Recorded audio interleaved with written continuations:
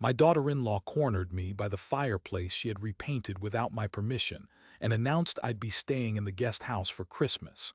The main house, my house, was needed for her family. I just smiled and told her that was fine, but as she walked away, I made a call to my lawyer. She was about to learn that her grand holiday plans came with a 30-day eviction notice. Before we dive into this intense story, please take a moment to subscribe to the channel so you don't miss what happens next. We'd also love to know where you're all tuning in from. Let us know in the comments. The air in the living room was thick with the scent of pine and cinnamon, a manufactured aroma that came from a plug-in diffuser my daughter-in-law, Jessica, had insisted was essential for creating holiday ambience. It was the first week of December, and the house, my house, was already under siege. Every surface was draped in glittery garlands and populated by smiling, vacant-eyed ceramic elves. It felt less like a home and more like a department store display. I was sitting in the armchair my late wife, Eleanor, had picked out years ago, trying to read a book on Roman history, but my focus was shattered. Jessica was fluttering around the room, phone in hand, narrating her decorating process to her online followers. And here, guys, is the main living space. We went with a frosted winter wonderland theme this year. So chic, right?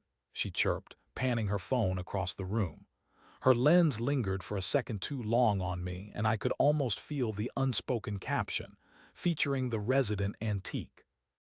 I was 59, a retired architect and a widower.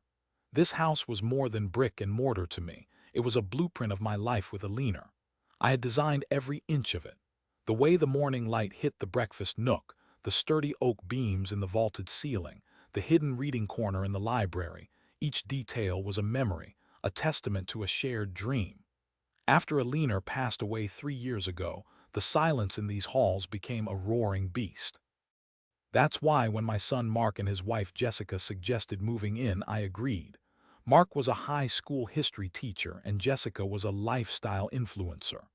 They were struggling to save for a down payment, and with two young grandchildren, Lily and Tom, filling the silence with laughter, it seemed like the perfect solution. I could help them financially, and they could fill the void Eleanor had left behind. For the first year, it was.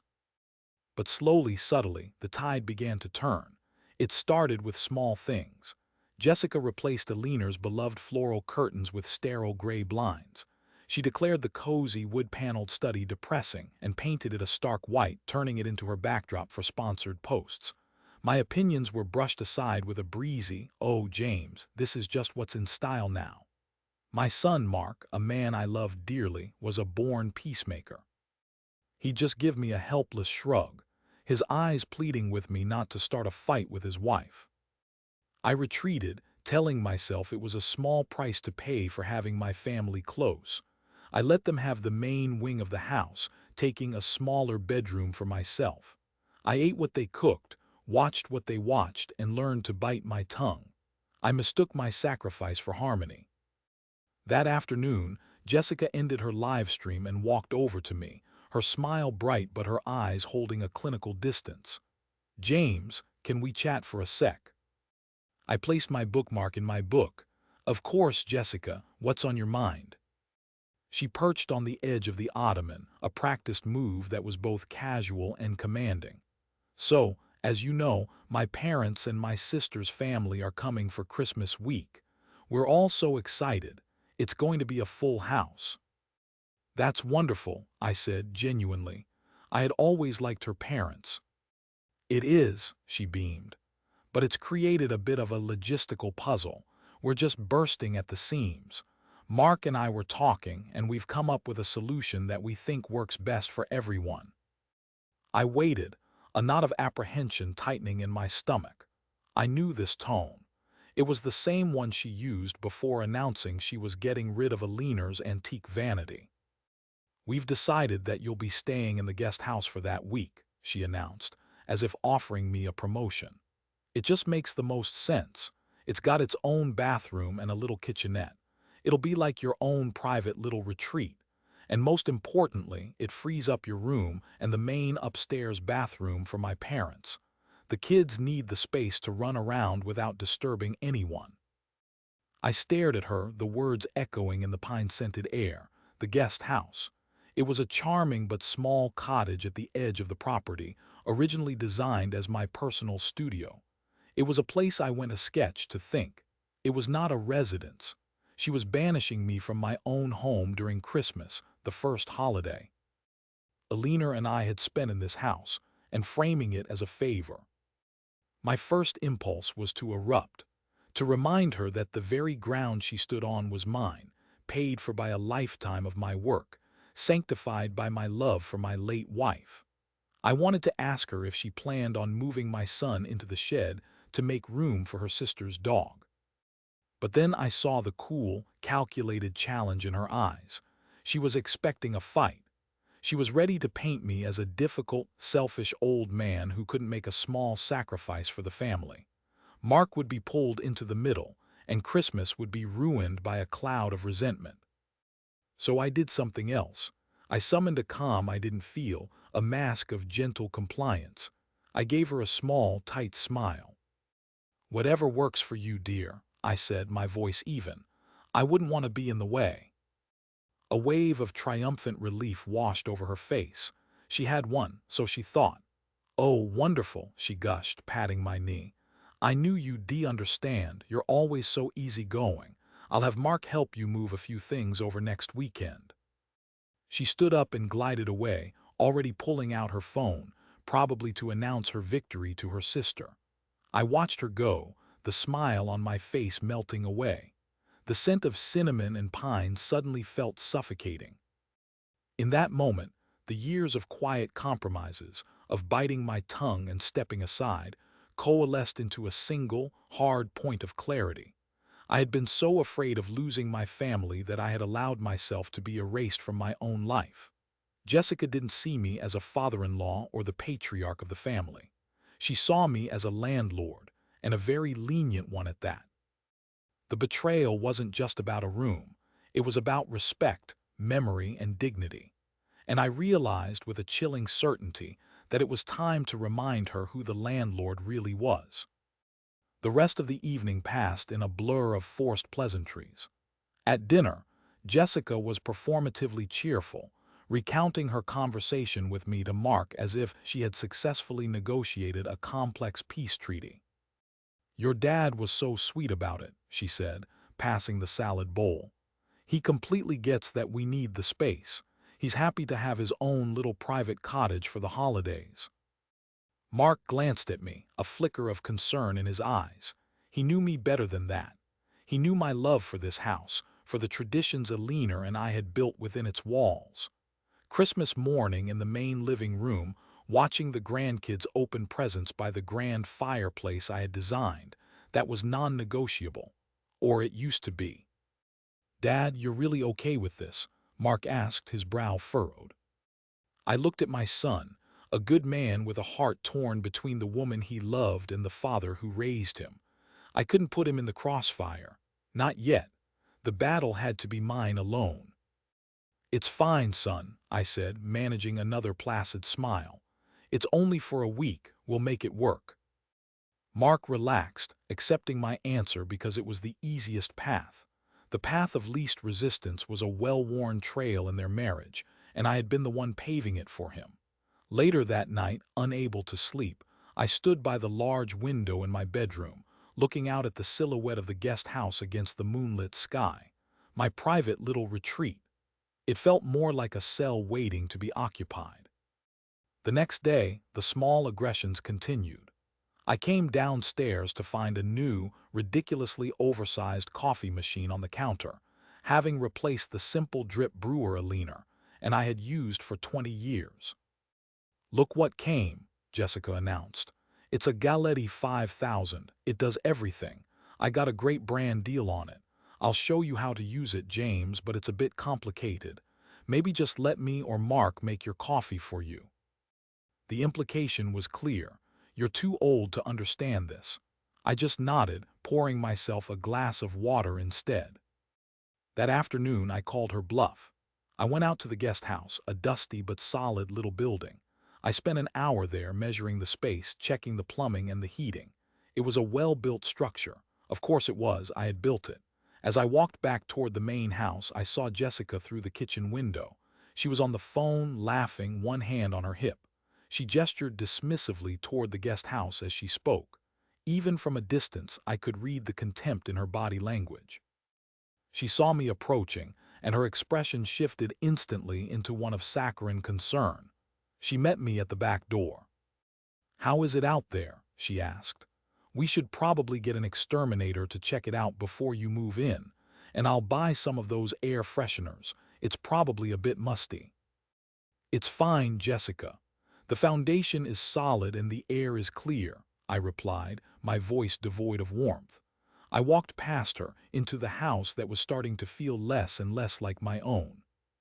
The feeling of being an outsider was crystallizing into Omething new, resolve. For too long I had been operating under the assumption that this was a family matter to be handled with emotional appeals and gentle nudges.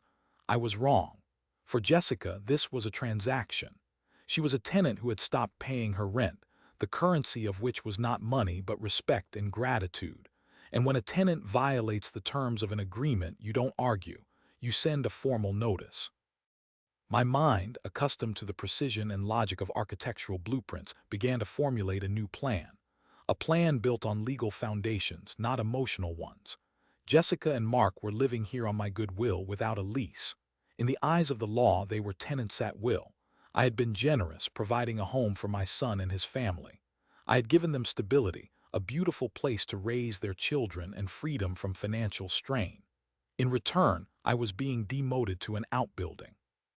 As I sat in my study that night, surrounded by books and memories, a cold, hard thought settled in my mind, and I repeated it to myself like a mantra. It was the one, simple fact that underpinned this entire situation, the load-bearing wall of my reality that Jessica, in her arrogant rush to take over, had completely ignored. But they had forgotten one crucial thing. They had forgotten the house was mine. To understand why I finally drew a line in the sand, you have to understand what that house meant. It wasn't just an asset on a balance sheet. I was a young, ambitious architect when I bought the land, a sprawling plot with old-growth oak trees that Alina fell in love with instantly. We were barely making ends meet. I was working for a large firm and Mark was just a toddler. Every spare moment, every extra dollar went into this project. I designed it myself, poring over blueprints at the kitchen table late into the night. Alina was my co-designer, not with technical drawings, but with ideas about life. "I want a kitchen where Lily and Tom can do their homework while I cook," she'd say, years before our grandchildren were even a thought. "I want a fireplace big enough for the whole family to gather around on Christmas Eve." We built it slowly, piece by piece. I did much of the finishing work myself on weekends, my hands calloused and sore. Mark grew up on that construction site, handing me tools, learning how to measure twice and cut once. Every floorboard, every window pane was imbued with our shared history. It was the home where we celebrated Mark's high school graduation, where we comforted him after his first heartbreak, and where I held Alina's hand in her final days, in the sun-filled master bedroom she loved so much. After she was gone, I promised her I would always keep the family together within these walls. Letting Mark and his family move in felt like fulfilling that promise. I sold my modest investment portfolio to pay off the last of the mortgage, ensuring the house would be a debt-free sanctuary for generations to come. I never asked them for a dime in rent or utilities. All I asked for was to share in the life of the home. Jessica, however, saw the house not as a sanctuary but as a stage. When she and Mark first moved in, she was deferential, even sweet. But her career as a social media influencer began to take off, and her content was centered around an image of effortless, inherited luxury. Our family home became her primary set. Her disrespect wasn't overt at first. It was a series of small cuts. She referred to it as our house when speaking to her online audience. She'd talk about her plans for our garden, even though Alina's prize-winning roses were still blooming there. She had a particular way of phrasing things that was both a question and a declaration. "Don't you think this old wallpaper is dreadful, James? I've ordered a replacement." Mark was caught in the middle. He loved me, but he also loved his wife and the life she was building. Jessica was ambitious and driven, qualities he admired, but he was blind to the fact that her ambition was being fueled by my generosity. He saw her redecorating as nesting, as making the house her own. He didn't see it as erasure. The first time I truly felt the shift was about 6 months ago. I had a collection of architectural models from my career displayed on shelves in the library. They were intricate, delicate pieces, each one representing a major project, a piece of my professional soul. I came home one afternoon to find the shelves empty. In their place were stacks of glossy coffee table books and a large, abstract vase. I found my models piled in dusty boxes in the garage. When I asked Jessica about it, she waved her hand dismissively. "Oh, that. I just needed to style the shelves for a shoot with a home decor brand. Those little buildings were so cluttered. Don't worry, they're safe." I looked at Mark, expecting him to intervene, to say something. He just wrung his hands. "Jess, we probably should have asked Dad first." "Mark, it's not a big deal," she'd snapped back, her voice sharp. "We can put them back later if it's that important. I'm trying to build a business here. This is for our family." For our family. That was her justification for everything. But the family she was building had less and less room for me. The final straw about the guest house wasn't a whim. It was the culmination of a 2-year campaign to gently, politely, and smilingly push me out. She wasn't just taking over the house. She was taking over my life story, editing out the author and inserting herself as the star. She had forgotten that the foundation of her entire lifestyle, the very stage she performed on, was built by my hands and paid for by my sacrifices. That was a debt she had never acknowledged, and the interest was compounding daily. The morning after the guest house decree, I woke up with a clarity that felt like a cold shower. The fog of passive acceptance had lifted, replaced by the crisp, clean lines of a plan. I was an architect. I solved problems with structure and precision. This was just another problem to solve. I went to my study, the cold, white version of it, and closed the door. I sat at the desk Alina had bought me, a sturdy mahogany piece Jessica hadn't yet deemed outdated enough to replace. I pulled out my phone and dialed a number I knew by heart. "Vance and Associates, how may I direct your call?" "Hello, Mary, it's James. Is Arthur available?" Arthur Vance had been my lawyer and my friend for over 30 years. He handled the legal work for my firm, drew up my will, and sat with me in the sterile hospital waiting rooms during Alina's illness. He was a sharp, no-nonsense man who understood the value of a well-fortified position. "James, good to hear your voice. He's just finishing a call. I'll put you right through." A moment later, Arthur's gruff voice came on the line. "James, everything all right?" He knew I wasn't one for casual chit-chat. I took a deep breath. "Arthur, I need your services. I have a tenant situation." I laid it all out for him. The 2 years of living together, the lack of a lease, the escalating entitlement from Jessica, and the final, galling demand to vacate my own room for Christmas. I recounted the conversation with the precision of a witness giving a statement. There was a long silence on the other end of the line. When Arthur finally spoke, his voice was tight with controlled anger. "That woman has the audacity of a pharaoh, and Mark is just letting this happen." "Mark wants peace, Arthur. He's caught in the middle," I said, the excuse sounding weak even to my own ears. "Peace?" Arthur scoffed. "There's no peace in capitulation, James, you know this. So what's the plan? You want me to draft a strongly worded letter, a formal agreement outlining house rules?" "No," I said, the word tasting like freedom. "It's too late for that. I want them out." Arthur was quiet for another moment. "You're sure about this? Eviction is a hard road, even when you're legally in the right. This is your son we're talking about." "I'm sure," I said firmly. "I'm not putting my son on the street. I will help him find a new place. I'll even help with the down payment I know they haven't saved. This isn't about punishing Mark. It's about reclaiming my home and my dignity. Jessica has made it clear there isn't room for me here.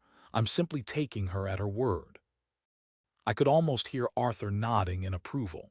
All right, James, your legal standing is ironclad. Since they have no lease, they are tenants at will. We'll need to provide them with a formal, written 30-day notice to quit. I recommend we send it via certified mail with return receipt requested. That way, there is no ambiguity about when they received it. When can you have it ready? I asked. Give me 2 days to draft it perfectly. When do you want it delivered? A new idea, sharp and wicked, began to form in my mind. Jessica loved an audience. Her entire life was a performance for her followers, her friends, her family. She wanted to be the lady of the manor, the grand hostess.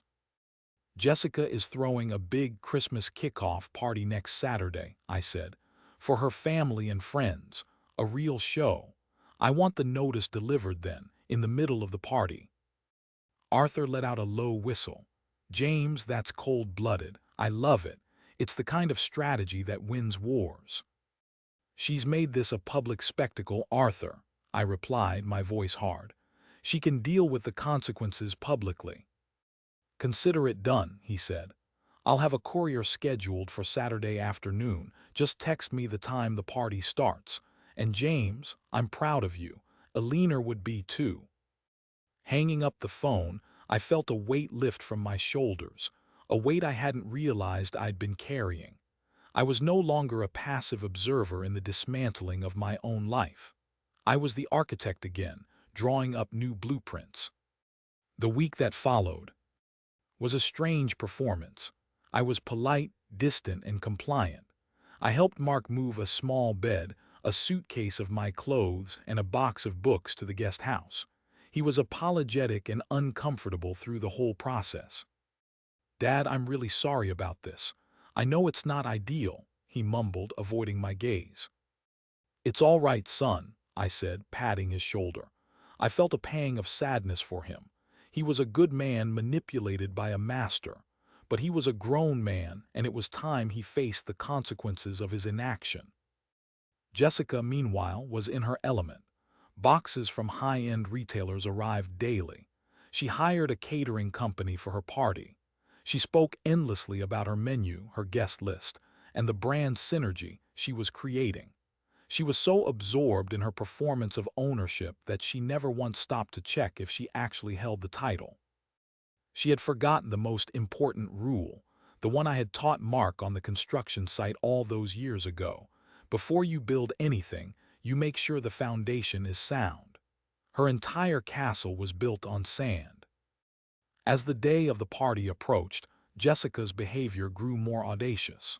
She treated me with a kind of patronizing pity, as if I were a distant relative who had overstayed his welcome and was now being charitably managed. The day before the party, she approached me while I was in the kitchen, making a cup of tea. James, I've had a brilliant idea, she began, her tone radiating false magnanimity. I know how much you love your little workshop in the garage. I tensed. My workshop was my last untouched sanctuary. It was filled with my old drafting tables, my tools, and the scent of sawdust and memories. I was thinking, she continued, after the holidays we could convert it into a proper gym. We could get a Peloton, some free weights. It would be amazing for my fitness content. And we could clear out a small corner for your tools, of course. There it was again, the smiling, breezy demolition of my life. This time, however, the new blueprint was already in the mail. I didn't need to fight her on this front. I could let her dream her little dreams for one more day. That's an interesting thought, Jessica, I said, my voice neutral. We can talk about it after the holidays. Her smile faltered for a second. She was used to immediate agreement or, at the very least, a resigned sigh. My calm noncommitment seemed to unnerve her. She was expecting me to be flustered, to argue, to give her another opportunity to portray me as unreasonable. I denied her the satisfaction. Well, just think about it, she said, turning away. It would really increase the property value. My property, I thought, my value. Later that day, Mark found me in the library, where I was packing a few of Eleanor's photo albums into a box, preparing to move them to the guest house for safekeeping. He looked troubled. Dad, Jessica told me about her idea for the workshop, he said quietly. I told her it was a non-starter. That's your space. It's all right, Mark, I said, not looking up from a photo of Eleanor and a 5-year-old Mark on the beach. No, it's not all right, he insisted, his voice cracking with frustration. None of this is. The guest house, the workshop, she's pushing too hard. I feel like we're disrespecting you, disrespecting Mom's memory. This was the first time he had voiced the sentiment so clearly. A part of me wanted to stop everything, to pull him into a hug and tell him the truth, to show him the eviction notice and work this out as a family. But I knew what would happen. He would beg me to reconsider. He would promise to talk to Jessica to rein her in. There would be a tearful, temporary truce, and in 6 months we would be right back here with another boundary crossed, another piece of my life chipped away. Jessica's entitlement was a weed. You couldn't just trim it back. You had to pull it out by the roots. I appreciate you saying that, son, I said, finally meeting his gaze. My expression was calm, resolute. But this is something I have to handle myself. Don't you worry about it. My composure seemed to unnerve him as much as it had unnerved Jessica. He had come to me expecting to console a wounded father. Instead, he found a man who was entirely, unnervingly at peace. He didn't know that my peace came from the knowledge that a reckoning was imminent. Okay, Dad, he said, retreating, but if she pushes you, you have to tell me. I will, I lied. He left and I was alone with the photos. I looked at Eleanor's smiling face. You always said a man's home is his castle, Ellie, I whispered to the photograph. I've let barbarians through the gate. It's time to raise the drawbridge. The first piece of my strategy had been to contact my lawyer. The second was to maintain a serene, unreadable front. I had revealed nothing of my plan, allowing Jessica to walk confidently and arrogantly toward the trap I had set. Her overconfidence was now my greatest ally. She saw my silence as weakness, my compliance as surrender. She had no idea it was the calm before a perfectly engineered storm. The day of the party arrived, a crisp Saturday cloaked in a thin layer of frost. The house was a hive of activity. Caterers bustled in and out of the kitchen. A florist arranged an ostentatiously large centerpiece for the dining table, and Jessica directed it all like a seasoned field marshal, phone pressed to her ear. I remained in the background, a ghost at the feast. I had already moved my essentials to the guest house. My bedroom, the one I had shared with Eleanor, now had a generic, hotel-like feel. Jessica had replaced our quilt with a stark white duvet and put her parents' suitcases at the foot of the bed. They were arriving later that afternoon. My territory had been officially conquered and occupied. I watched as Jessica documented every moment for her followers. Getting the house prepped for our annual Christmas kickoff. So much to do, but I love creating these magical moments for my family, she narrated, panning her phone across the flurry of activity. The word "my" was a hammer blow every time she said it. Around 3 p.m., I received a text from Arthur's office. Courier ETA 4:30 p.m. Good luck. The party was scheduled to start at 4. The timing was perfect. I spent the hour before the guests arrived sitting in the guest house, the door slightly ajar, watching the main house. I felt a profound sense of detachment, as if I were watching a play unfold. The legal notice was a simple document, just 2 pages of formal language, but it felt as heavy as a cornerstone. It was the foundation for the rest of my life. My case was solid. I had made notes over the past year, documenting every major incident, the redecorating of the study without consent, the disposal of my architectural models, the constant references to the property as her own in her public posts, and now, the final act of banishment. It wasn't just about feelings. It was a pattern of behavior that demonstrated a clear and profound lack of respect for the terms of our verbal tenancy agreement, the most basic of which is acknowledging the owner. At 4 o'clock, cars began to pull into the long, winding driveway I had paved myself. Jessica's family and friends, all dressed in festive attire, streamed into the house. I saw her greet them at the door with hugs and air kisses, the grand lady of the manor welcoming guests to her estate. Mark stood beside her, looking handsome in a new sweater but with a strained smile on his face. He caught my eye as I watched from a distance, and he gave me a small, hesitant wave. I nodded back, my heart aching for the lesson he was about to learn. I waited another 15 minutes before making my entrance. I walked into the main house, and the party was in full swing. Music played, champagne flowed, and Jessica was holding court in the center of the living room, telling an animated story. A few people nodded hello to me, but most of them, her friends, regarded me with the polite indifference reserved for household staff. I went to the bar, poured myself a club soda, and found a quiet corner from which to observe. Jessica was glowing, soaking in the admiration. She was showing off the new decorations, accepting compliments on her beautiful home. At one point, I overheard her mother say, "Jessica, you've done so much with this place. It finally looks like you." The words were meant as a compliment, but they confirmed everything. In their eyes, I had already been erased. At precisely 4:28 p.m., I saw it through the large bay window. A discreet, dark sedan pulled up behind the line of guest cars. A man in a professional uniform got out, holding a large, stiff-looking certified letter envelope. My heart began to pound, a steady, rhythmic drum against my ribs. This was it. The man walked to the front door and rang the bell.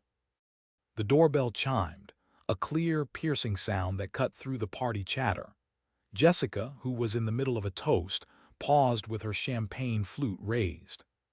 "Who on earth could that be?" she muttered, annoyed by the interruption. "Mark, can you get that?" Mark, ever the dutiful husband, headed for the door. I took a slow, deliberate step out from my corner, wanting a clear view of the proceedings. A few seconds later, Mark returned, holding the large, crisp envelope. He looked confused. "It's for you and me," he said, handing it to Jessica. "From a courier, it's some kind of legal letter." Jessica took the envelope, a flicker of curiosity on her face. Her friends and family gathered closer, their interest piqued. She examined the return address. "Vance and Associates," she read aloud. "I don't know them. Maybe it's about that brand deal I was negotiating. They're probably sending the final contract." A triumphant smile spread across her face. Of course, in her world, a surprise legal document deliver. To her doorstep during a party could only be good news, another testament to her rising status. She saw it as another prop for her performance. "Well, let's see what it is," she declared, her voice full of theatrical excitement. She slid her perfectly manicured nail under the seal and tore it open. Her friends leaned in, smiling, expecting her to announce another success. She pulled out the two pieces of paper and unfolded them. As her eyes scanned the first few lines, the triumphant smile on her face froze. It wavered, then collapsed entirely. The color drained from her cheeks, leaving behind a pasty, shocked pallor. The champagne flute trembled in her other hand. "What is it, honey?" her mother asked, sensing the dramatic shift in mood. Jessica didn't answer. She kept reading, her eyes wide with disbelief and dawning horror. She looked up from the page, her gaze darting around the room until it locked onto mine. In my eyes, she didn't find anger or malice. She found only a calm, quiet finality. The silence in the room grew heavy. Everyone was staring at her, waiting. "Jessica," Mark prompted, touching her arm. "What's wrong?" She finally found her voice, but it was a choked, strangled whisper. It's an eviction notice." A collective gasp went through the small crowd. Her mother's hand flew to her mouth. Mark snatched the papers from her hand and read them himself, his face turning as white as his wife's. 30 days, he breathed, looking at me in utter disbelief. Dad, what is this? This has to be a joke. All eyes in the room turned to me. The ghost in the corner had suddenly become the main character. I took a step forward, my movements unhurried, my voice calm and clear when I spoke. It's no joke, Mark, I said, my gaze fixed on Jessica. It's a formal notice to quit the premises. But why? Mark stammered, his mind struggling to process the reality of the situation. I finally allowed myself to look directly at my daughter-in-law, who was now trembling, her mask of confident superiority shattered into a million pieces. Jessica was just explaining to me last week how the family needed more space, I said, my voice resonating through the silent room. She felt this house was simply too crowded with me in it. She was kind enough to offer me the guest house as a solution. I paused, letting the words hang in the air. I decided she was right, I continued calmly. You do need more space, so I'm giving you the opportunity to find all the space you could possibly need in a home that is truly your own. You have 30 days. I think that's quite generous. The humiliation on Jessica's face was absolute. She had been publicly exposed in front of the very people she sought to impress. Her curated image of the powerful, benevolent lady of the manor had been incinerated by a single, legally binding document. You can't do this, she shrieked, her voice high and shrill. This is our home, we live here. No, Jessica, I corrected her, my voice turning to steel. This is my home. You have been living here as my guest, and that privilege has been revoked. The party was over. Jessica's friends and family began to back away, murmuring excuses, their faces a mixture of embarrassment and pity. They didn't want to be caught in the blast radius of this familial explosion. Within 10 minutes, the house was empty, save for the three of us.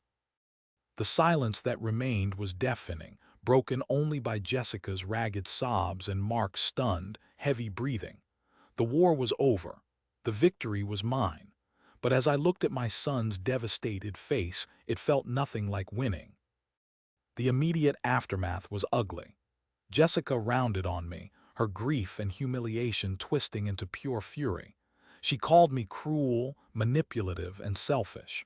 She accused me of plotting to ruin her life out of jealousy for what she had built. Mark finally stepped in, but not in the way she expected. Stop it, Jess, he said, his voice heavy with a new and unfamiliar authority. Just stop, he's right. Jessica stared at him, betrayed. What? Are you taking his side? This isn't about sides, Mark said, his eyes filled with a deep, sorrowful regret. This is about reality. I let this happen. I let you push him, and I did nothing because I was a coward. I didn't want to fight with you. Look where it got us. He's not the one who did this to us, Jessica. We did this to ourselves. That was the moment the tide truly turned. It was the beginning of the longest 30 days of our lives. The atmosphere in the house was thick with tension and unspoken words. Jessica retreated into a stony, resentful silence.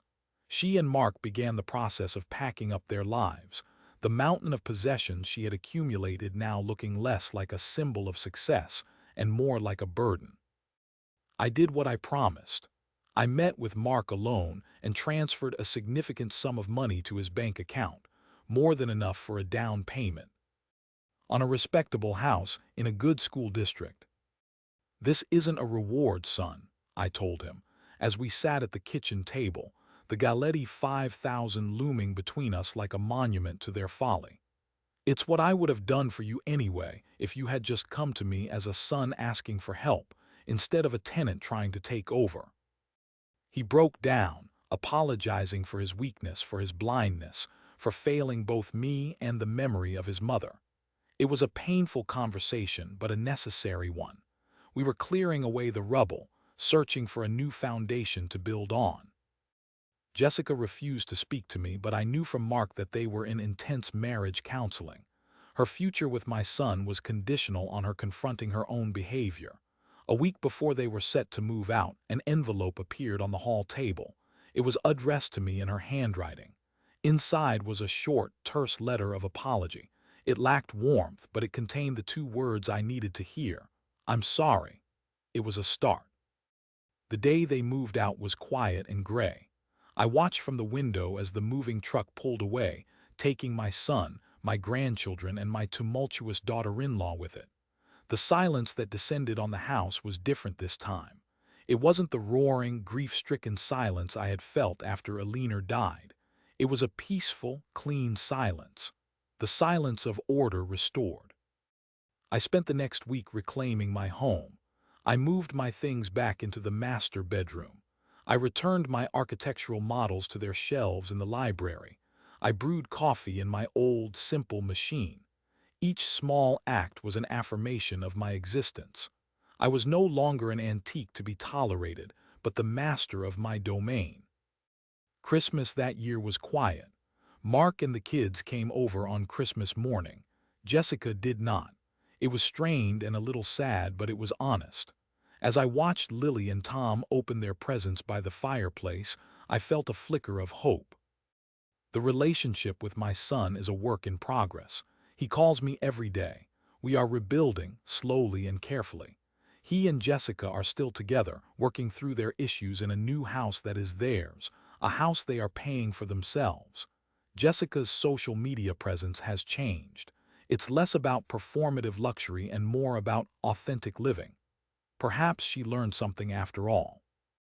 I now live alone in my beautiful, quiet house.